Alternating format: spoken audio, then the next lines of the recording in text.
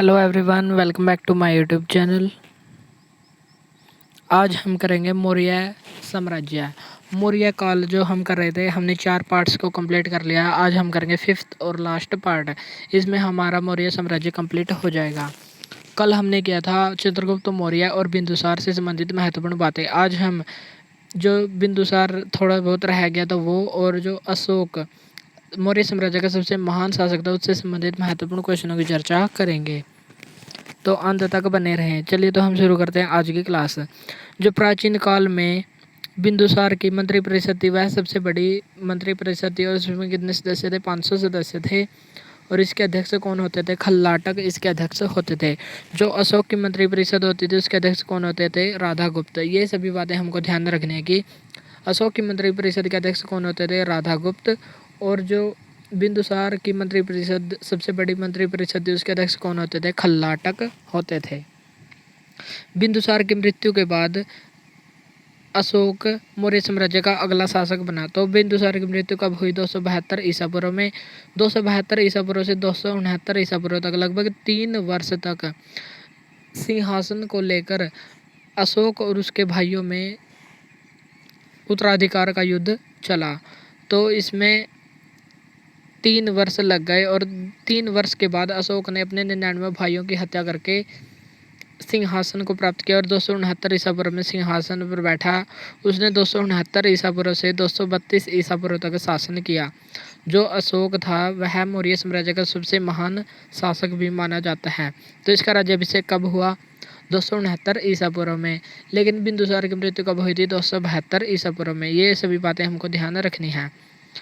चलिए तो अब हम देखते हैं अशोक के नाम के स्रोत।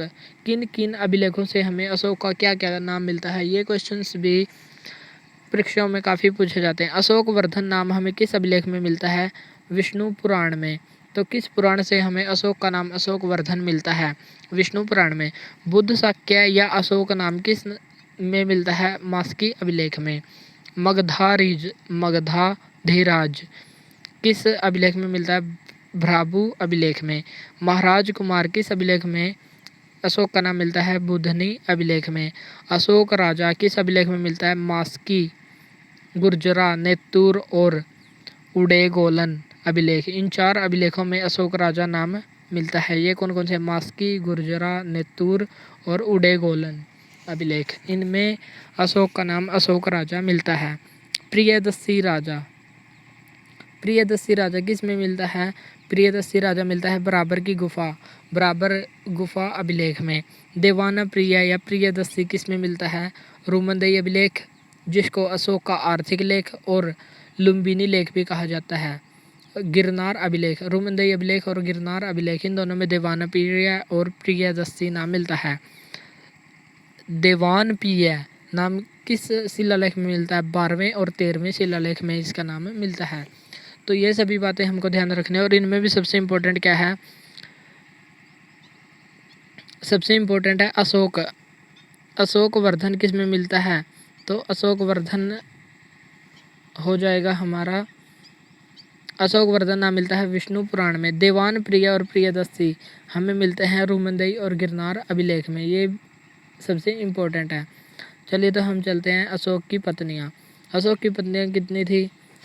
अशोक का प्रथम विवाह हुआ महादेवी से, जो अवंती की राजकुमारी थी। इसने एक पुत्र और एक पुत्री को जन्म दिया। पुत्र का नाम था महेंद्र और पुत्री का नाम था संघमित्रा। अशोक ने श्रीलंका में बौद्ध धर्म का प्रचार करने के उद्देश्य से अपने पुत्र महेंद्र और अपनी पुत्री संघमित्रा को ही भेजा था। तो बहुत ही फेमस क्वेश्चंस बार बार पूछा जाता है कि अशोक ने अपने किस पुत्र और किस पुत्री को श्रीलंका में बौद्ध धर्म का प्रचार करने के उद्देश्य से भेजा था? पुत्र था महेंद्र और पुत्री थी संघमित्रा। नेक्स्ट रानी थी अशोक की कारुवाकी या कोरवाकी। तो अशोक की रानी थी कोरवाकी, जो कलिंग की राजकुमारी थी। कलिंग और तीवर, इसकी राजकुमारी कौन थी? कलिंग की राजकुमारी थी कारुवाकी।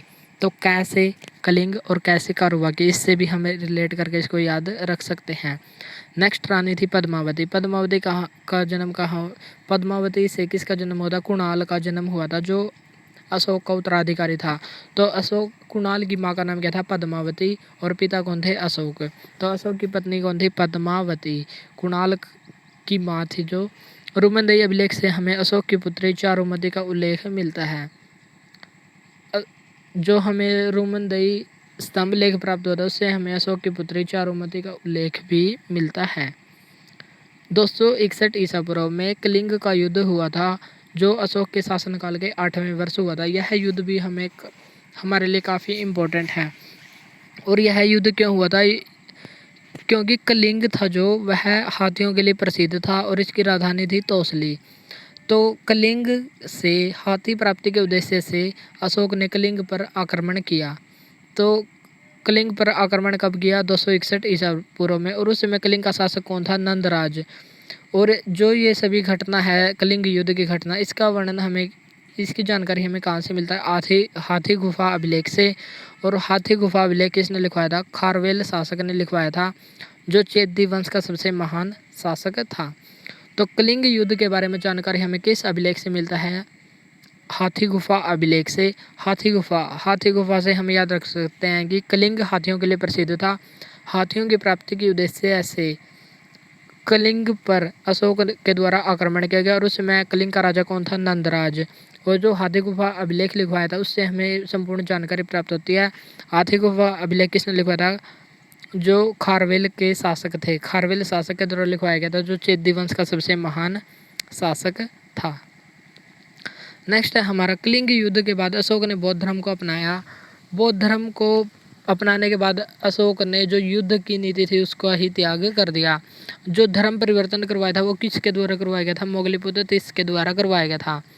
बौद्ध धर्म की शिक्षा किससे प्राप्त की थी? उपगुप्त के द्वारा और निग्रोध। उपगुप्त और निग्रोध के द्वारा अशोक ने बौद्ध धर्म की शिक्षा प्राप्त की। लेकिन यदि पूछा जाए कि धर्म परिवर्तन किसके द्वारा करवाया गया तो हमारा आंसर होगा मोगलीपुत्र तीस। और यदि पूछा जाए कि अशोक ने बौद्ध धर्म की शिक्षा किससे प्राप्त की? उपगुप्त और निग्रोध से। शासनकाल के 10वें वर्ष अशोक ने बोध गया की यात्रा की। बोध गया कौन सा स्थान है जहाँ पर महात्मा बुद्ध की मृत्यु हुई थी? तो वहाँ पर बोध गया वह स्थान है जहाँ पर महात्मा बुद्ध को ज्ञान की प्राप्ति हुई थी।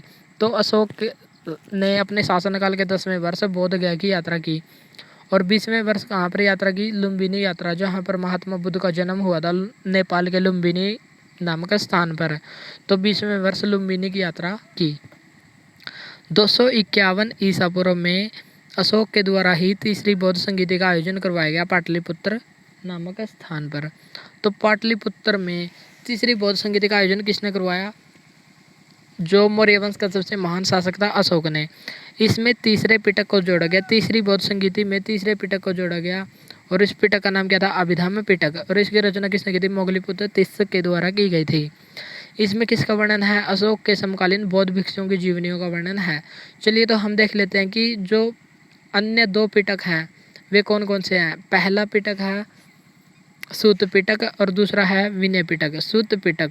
सूत पिटक में किसका वर्णन है? जो बुद्ध की शिक्षा है उनका वर्णन किया गया है सूत पिटक। और इसकी रचना की थी आनंद के द्वारा। और जो विनय पिटक है, विनय पिटक की रचना किसने की थी? उपाली ने इसकी रचना की थी। और इसमें किसका वर्णन है? बौद्ध संघ के जो नियम हैं उनका वर्णन इसमें किया गया है। ये थी हमारी पहला और दूसरा पिटक। सूत पिटक, विनय पिटक और अभिधम्म पिटक। सूत पिटक रचना की आनंद के द्वारा, इसमें बुद्ध की शिक्षाएं हैं।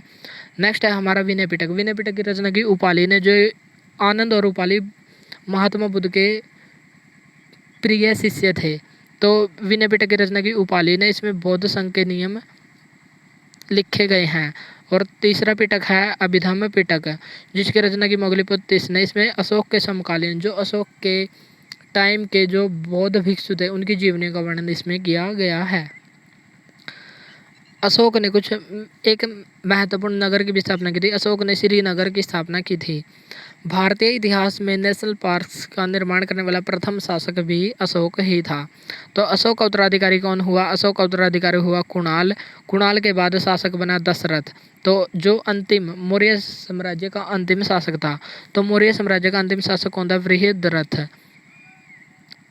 कुणाल के बाद बना दशरथ। दशरथ आगे वाले शासक हमारे लिए इम्पोर्टेंट नहीं है। तो मौर्य साम्राज्य का अंतिम शासक कौन था? वृहद्रथ। वृहद्रथ था, और जो इसके ही सेनापति पुष्यमित्र शुंग के द्वारा इसकी मृत्यु की गई।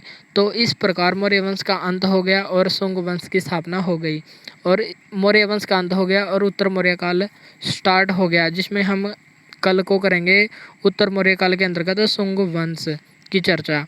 ये था हमारा आज का मौर्य वंश, जिसका अंतिम शासक था वृहद्रथ, और इसकी स्थापना की थी चंद्रगुप्त मौर्य के द्वारा। और वृहद्रथ की हत्या किसने की थी? इसके ही सेनापति पुष्यमित्र शुंग, जो एक ब्राह्मण था, इसके द्वारा इसकी हत्या की गई और मौर्य वंश का अंत कर दिया गया। चलिए तो हम चर्चा करते हैं आज मौर्य वंश से संबंधित महत्वपूर्ण क्वेश्चंस की। मौर्य वंश का सबसे महान शासक कौन था? अशोक था। मौर्य जो अशोक का नाम बुद्ध शाक्य या अशोक की अभिलेख से मिलता है, मास की अभिलेख से मिलता है। कलिंग का युद्ध कब लड़ा गया था? 261 ईसा पूर्व में लड़ा गया था, और इसका वर्णन हमें किस शिलालेख से मिलता है? 13वें शिलालेख से मिलता है। कलिंग का शासक कौन था? नंदराज था, और इसकी जानकारी हमें किस अभिलेख से मिलती है? हाथी गुफा अभिलेख से, जो खारवेल शासक के द्वारा लिखवाया गया था। खारवेल शासक कौन था? जो चेदी वंश का सबसे महान शासक था, उसके द्वारा हाथी गुफा अभिलेख लिखवाया गया था। भारतीय इतिहास में नेशनल पार्क्स का निर्माण करने वाला प्रथम शासक कौन था? यह था अशोक। नेक्स्ट क्वेश्चन है हमारा, मौर्य वंश का अंतिम शासक कौन था? वृहद्रथ था, और इसकी हत्या किसने की थी? जो पुष्यमित्र शुंग था, उसके द्वारा इसकी हत्या की गई। हाथी गुफा अभिलेख किसने लिखवाया था? खारवेल शासक ने, जो चेदी वंश का सबसे महान शासक था।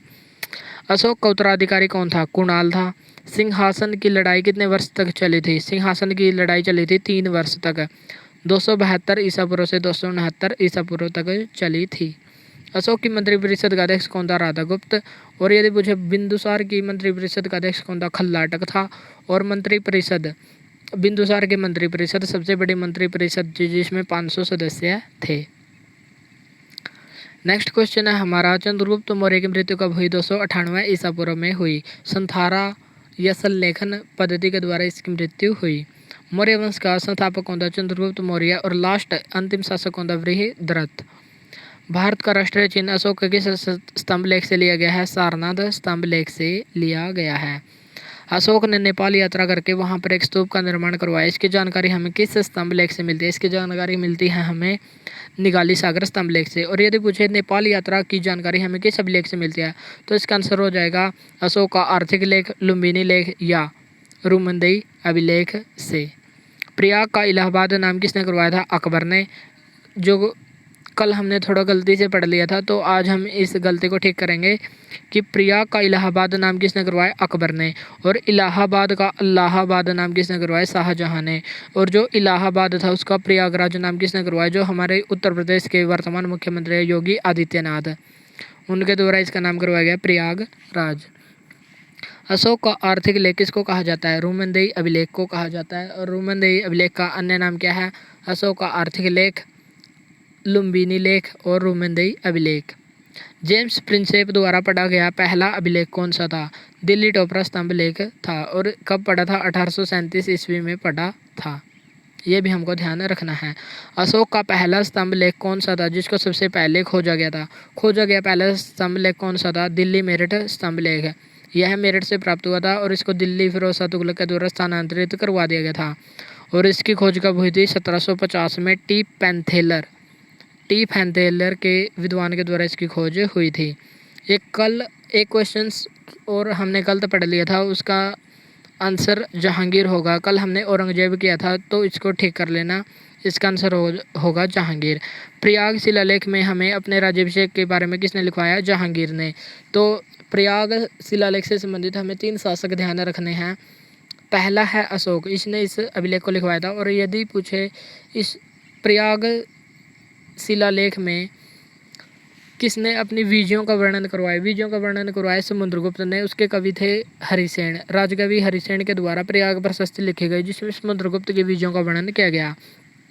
लेकिन अपने राज्याभिषेक के बारे में किस मुगल शासक ने लिखवाया? तो इसका आंसर हो जाएगा जहांगीर। जहांगीर ने लिखवाया था। कल हमने गलती से औरंगजेब पढ़ लिया था, तो इसको ठीक कर लेना। तो हमारा आंसर हो जाएगा जहांगीर। औरंगजेब इसका उत्तर नहीं होगा। औरंगजेब नहीं होगा। आज का हमारा क्वेश्चन है जो हमें कमेंट बॉक्स में जिसका आंसर बताना है। हड़प्पा नामक स्थल की खोज कब व किसने की और बौद्ध धर्म के संस्थापक कौन थे?